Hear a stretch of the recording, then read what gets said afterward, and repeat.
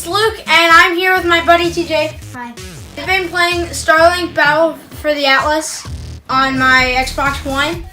It's been really fun, but today we are going to the one for the Switch. Okay. We can open the box Starlink-Battle for Atlas, and then now we're gonna have two ships so we can play together. You excited? Yeah. All right. Okay.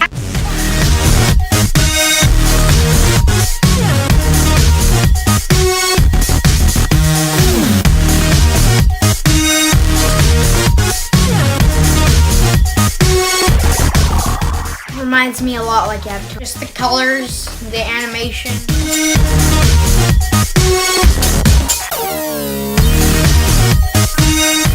You just need one starter pack to play. But when your ship dies, you gotta restart. It's like Skylanding. Oh, Yeah. So cool. it is a little tricky to pop out, but it's okay. And then this is the other ship he had.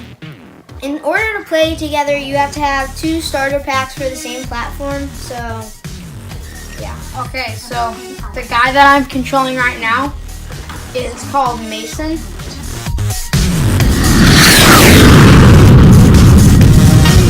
I like Mason because it's my little cousin's name.